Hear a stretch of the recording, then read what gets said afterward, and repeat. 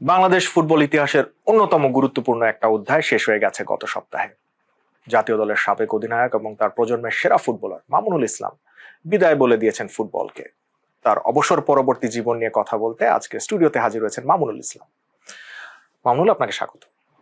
আমরা বলছি এবং আপনিও বলেছেন যে ফুটবল খেলাটা আপনার এখন আপাতত ইতি টানছেন। ফুটবল মাঠ থেকে কি মামুনুল একদমই উধাও হয়ে যাবেন? না, মাঠে তো থাক, ফুটবল ছাড়া তো বাঁচতে পারবো না। ফুটবল ছাড়া বাঁচাটা অনেক কষ্টকর, এটা একদমই না। এটা এটা আসলে ফুটবল হলো আমাদের অক্সিজেন। আমরা ফুটবলটাকে ভালোবাসি, ফুটবলটাকে মনে ধারণ করি। আসলে ফুটবলটাই তো সবকিছু, ফুটবল দিয়ে তো সবকিছু পাওয়া। সম্মান বলেন, অর্থ বলেন, নাম ফেম বলেন, সবকিছু তো ফুটবল দিয়ে পাওয়া। এটা তো ছাড়া থাকা মানে এটা পসিবল না, এটা পসিবল না। আপনি একটা ক্লাবের সঙ্গে এখন আছেন, ম্যানেজমেন্টের দায়িত্বে, কোচিং, বিভিন্ন উপায়ে দলটার সঙ্গে রয়েছেন, বিভিন্ন প্রক্রিয়ায়। আমরা কি মামুনুল ইসলামকে এই কাজটাতে খুব সিরিয়াসলি দেখতে পারবো, নাকি এটা আপনি এখন শুধু দলকে, যেহেতু ছিলেন, একটা প্রতিশ্রুতি ছিল সেটা পূরণ করার জন্য কাজটা করছেন? এই দলের প্রতি ভালোবাসা অনেক বেশি, কারণ এই দল যে সম্মান দিয়েছে, যে রিসিপশন সম্বর্ধনা দিয়েছে, যে বিদায় বেলায় পাশে ছিল, আমি তাদের কাছে ঋণী। এই ঋণ শোধ করতে পারবো না। যতটুকু প্লেয়িং ক্যারিয়ারে 4 বছর ধরে এই টিমের সঙ্গে ছিলাম, টিমের সঙ্গে আছি। এখনো দল বদল মানে লিগ শেষ হয় নাই। পরবর্তী চ্যাপ্টার কী হবে, পরবর্তী সিজনে কী হবে এটা জানি না, বাট এই সিজনটা লাস্টটুকু পর্যন্ত থেকে শেষ করে দেন মানে একটা ছুটি বা একটা ব্রেকে যাওয়ার একটা সময় হবে। কোচিং এ আসার ইচ্ছা আছে, বিশেষ করে বাংলাদেশের শীর্ষ পর্যায়ের কোচিং এ? দেখেন, লাইসেন্স কোচিং আসতে যে জিনিসগুলি লাগে সবকিছুই করছি। এখন ডিপেন্ড করে কাজের ক্ষেত্রটা কেমন, কাজ করার জায়গাটা কেমন, এবং কাজ করতে গেলে শিখতে হবে। প্লেয়িং লাইফটা একটা জিনিস, কোচিং ক্যারিয়ারটা আরেকটা জিনিস। নতুন উদ্যোগে যদি ক্যারিয়ার কোচিংয়ে শুরু করি তাহলে সময় দিতে হবে, ওখানে শিখতে হবে। না শেখা পর্যন্ত কিছু বলতে পারছি না। আপনি বললেন যে একটা বিশ্রাম নেবেন। মামুনুল দীর্ঘ 20 বছরের বেশি সময় ফুটবল খেলেছেন। বিশ্রামের সময়টা কি আপনি উপভোগ করতে পারবেন আসলে ফুটবল ছাড়া? না, আসলে সেম টাইমিং, সেম সবকিছুই এখন আরো বেশি বাড়বে। আপনার অনেক সময় খেলাধুলার সময় একটু ঘুমাইতে পারতাম, রেস্ট নিতে পারতাম, বাইরে কোনো কাজ থাকতো না, শুধু মাঠের কাজ আর মাঠের বাইরের কাজ। বাট মানে বাসা মাঠ। এখন কাজটা একটু বেশি হবে, কারণ এখন সেম রুটিনই থাকবে, কিন্তু জব আছে, অফিসিয়াল জব আছে বাংলাদেশ গভর্নমেন্টের, বাংলাদেশ নৌবাহিনীতে। ওখানে যাওয়া হবে, ওখানে একটা চ্যাপ্টার আছে, প্লেইং চ্যাপ্টারে, ওই জায়গাটুকু সময় দেওয়া হবে। প্লাস আসা যাওয়ার মধ্যে এখন আরো বেশি ব্যস্ততার সময় কাটবে, তখন তো মাঠের রেস্ট নেওয়ার সময় থাকতো। এখন একটু কষ্ট, বাচ্চাকে নিয়ে স্কুলে যাওয়া সবকিছু মিলে এখন একটু বেশি বিজি থাকা হবে। মামুনুল, আপনি আপনার দীর্ঘ ক্যারিয়ারে মেজাজি উপাধি পেয়েছেন, মাঝ মাঠের জাদুকর তো আমরা আপনাকে জানি। অ্যাটলেটিকো কলকাতার হয়ে খেলতে গিয়েছিলেন বাংলাদেশের প্রথম খেলোয়াড় হিসেবে। কোন পরিচয়টা সব থেকে বেশি পছন্দ করেন? আমি একটাই চিন্তা করি, আমি মামুন নামে পরিচয়টা সবচেয়ে বেশি, মামুনুল নামে পরিচয়টাই বেশি প্রেফার করি, কারণ সবাই তো এই নামেই ডাকে। ফ্যামিলিতে মামুন ডাকে, বাট ফুটবল গেতে আমার নাম মামুনুলই সবাই ডাকে, এটা আমার জন্য এনাফ। ভক্তদের যারা আপনাকে বিদায় জানাতে চাচ্ছেন, এবং আমরা গত 1 সপ্তাহ ধরেই দেখছি সোশ্যাল মিডিয়াতে আপনাকে শুভেচ্ছা জানিয়েছেন অসংখ্য, এটা প্রত্যাশা করেছিলেন? দেখেন, একটা প্লেয়ার ক্যারিয়ার শেষ করার পর কি চাবে মানুষের কাছে? সাংবাদিক বলেন, ফুটবল ফেডারেশন বলেন, ক্লাব, যে ক্লাবগুলিতে খেলে, ক্লাব অ্যাসোসিয়েশন বলেন, ক্লাব লেভেলে বলেন, নিজের জেলায় বলেন, নিজের ফ্রেন্ড সার্কেল বলেন, তাদের কাছ থেকে চাওয়াটা কি থাকে আমাদের? এই যে একটা এত বড় একটা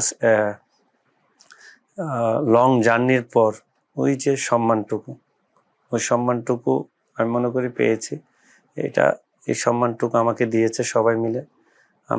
আমি যে ফুটবল প্লেয়ার ছিলাম, আমি যে ফুটবল খেলছি, আমি দেশের জন্য খেলছি, আমি যে ফুটবল প্লেয়ার পরিচয় দেওয়ার মতো, সেটা ওই খেলার পরেই সম্মানটুকুই আমার এনাফ ছিল। মামুনুল, আপনি আপনার অবসর ঘোষণা দেওয়ার পর একটা সংবাদ সম্মেলন করেছিলেন এবং সেখানে আপনি আক্ষেপের কিছু কথা বলেছেন। আমরা আক্ষেপের গল্পে একটু পরে যাব, কিন্তু আমি জানতে চাই আপনি বাংলাদেশ দলকে যে অবস্থায় ছেড়ে এসেছিলেন অধিনায়ক হিসেবে, এখন দলটার সাথে আপনার দলটার পার্থক্য কি দেখেন? দেখেন, পার্থক্য এভাবে পজিটিভ নেগেটিভ দুটি যদি বলেন আপনি। পার্থক্য এভাবে করা যায় না। হুম। প্রত্যেকটা জেনারেশন একটা ভালো টিম থাকে, এটা আপনাকে মেনে নিতে হবে। কেউ কার থেকে বেটার এটা বলা ডিফিকাল্ট। এক এক জেনারেশনের মানুষ ডিজার্ভ করে যে এই টিম ভালো, এই টিম ভালো। আমি যেমন বলি, এখনকার বর্তমান পরিস্থিতি, বর্তমান অবস্থাতে বর্তমান টিমটা ভালো। কেন? হামজার মতো প্লেয়ার আছে, আপনার স্ট্রেংথ আছে একটা টিমের, আপনার ওই লেভেলের প্লেয়ার আছে যে লেভেল আপনি কোনো সময় চিন্তাই করেননি, ওই লেভেলের প্লেয়ার আপনার টিমে আছে।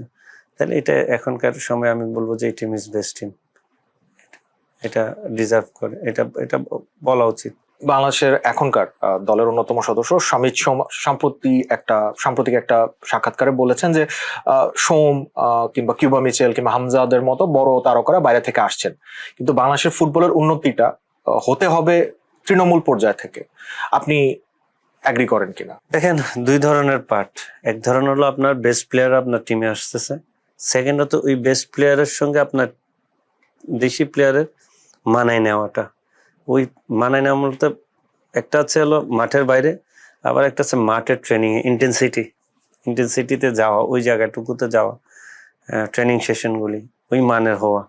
তাহলে আপনাকে নিচ থেকে ইমপ্রুভমেন্টটা করতে হবে।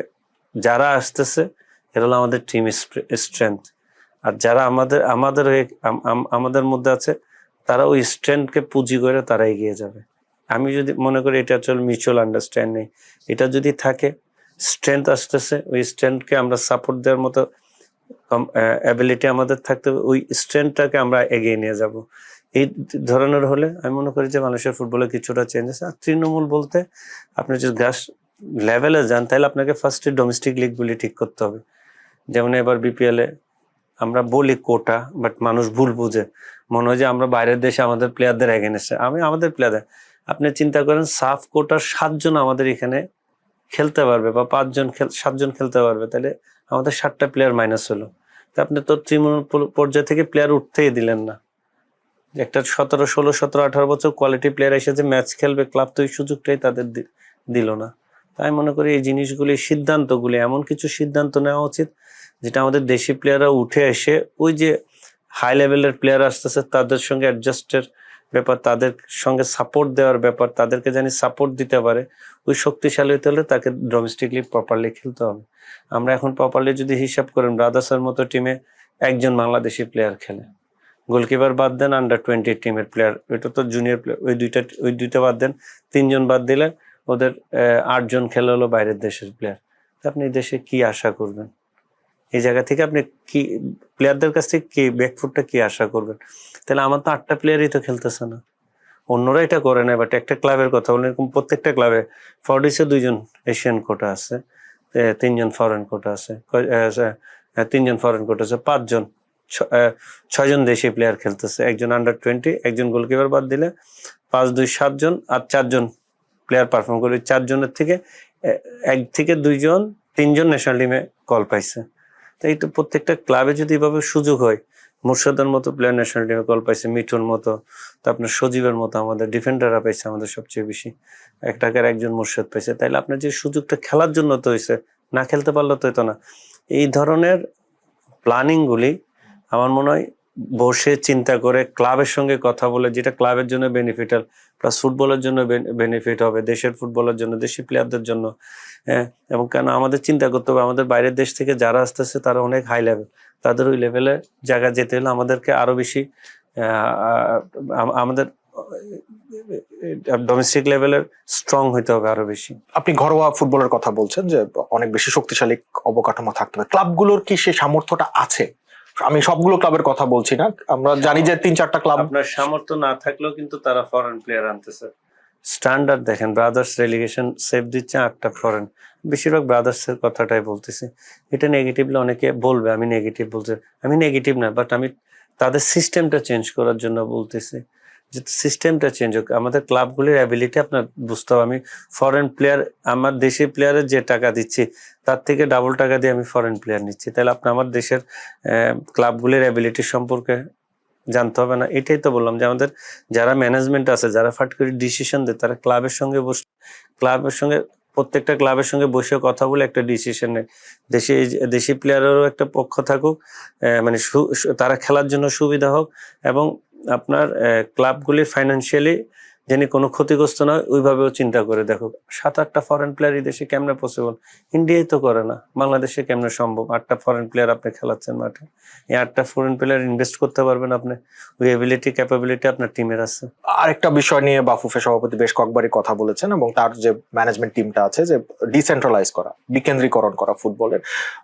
ঢাকায় এই সব খেলাগুলো হচ্ছে, আন্তর্জাতিক মানের মাঠ আমাদের একটাই আছে। এই বিষয়টা কিভাবে দেখছেন? দেখেন, এটা তো বিএফএফ এর থেকে বেশিটা আমাদের গভর্নমেন্টের চিন্তা করা উচিত। এখানে বাংলাদেশের সরকার যদি আপনার না চাই, আপনি কিছু করতে পারবেন না। সরকার আপনাকে বেসিক জিনিসগুলি বলে দিবে। আমাদের 64টা জেলায়, প্রত্যেকটা জেলায় ক্রিকেট মাঠ আছে।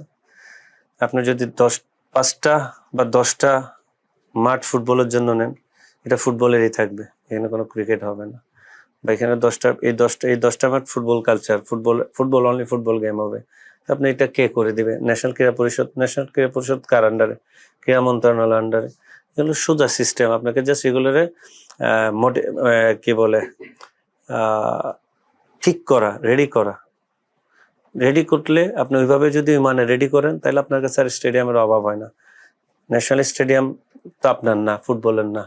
অনেক সময় প্রোগ্রামের জন্য নিয়ে নেয়। ন্যাশনাল স্টেডিয়াম এটা ফুটবলের জন্য করা উচিত, যে এটা ফুটবলের জন্য থাকুক। ইট ইস ন্যাশনাল স্টেডিয়াম, এখানে সব ইন্টারন্যাশনাল ম্যাচ হবে, ডোমেস্টিক বিগ ম্যাচগুলি হবে, ফাইনাল খেলা, federation cup final, independent cup final, বা বড় কোনো বিগ ম্যাচ, আবানি মডার্ন ম্যাচ, বিগ ম্যাচ হবে। এখানে অল্প সংখ্যক ম্যাচ, এই মাঠে 20টা থেকে 30টা খেলা হবে।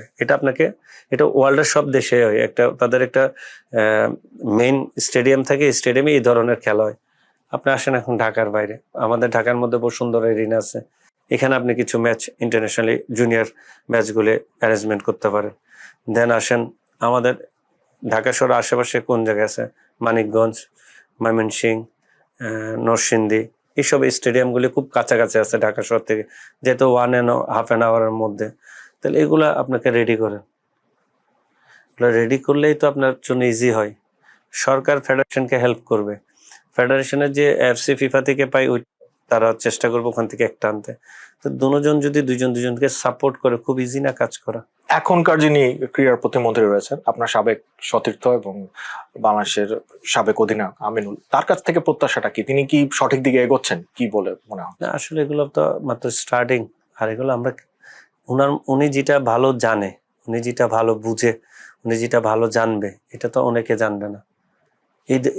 উনি যে ধরনের জানবে, এই ধরনের অনেক ন্যাচারাল এমপি মিনিস্টাররা জানবে না স্পোর্টস সম্পর্কে।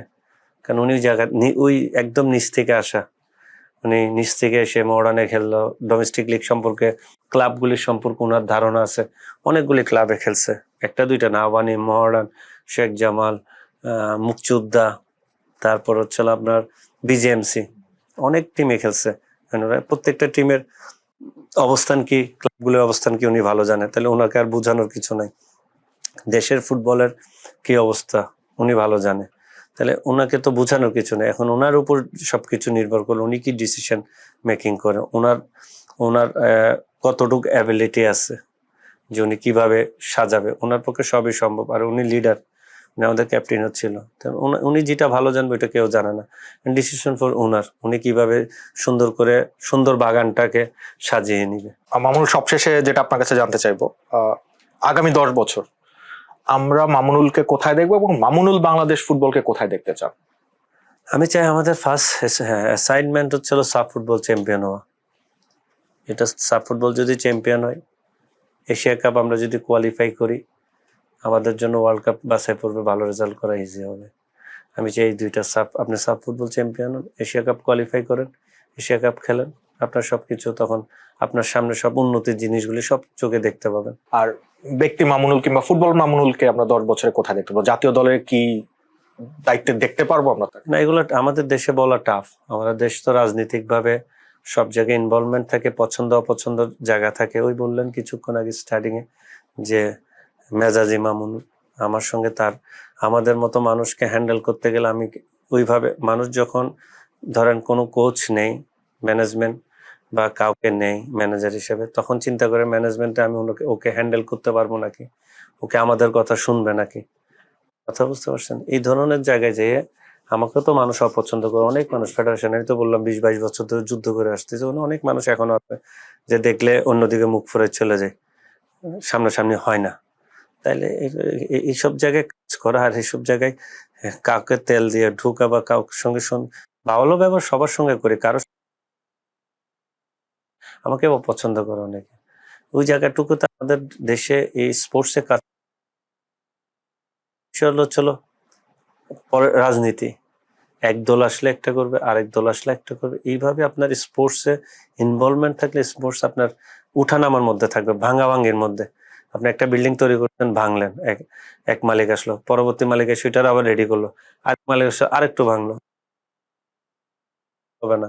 স্ট্রেট চিন্তা করতে হবে, স্ট্রেট জিনিসের, মনে করেন আমি যদি কাজ করি, আমাকে আমার মতো করে আমাকে কাজ করতে দিতে হবে, ওই ধরনের সুযোগ পাইলে আমি কাজ করবো, নাইলে আমার পক্ষে সম্ভব না। আর কাজ আগে শিখতে হবে আমার।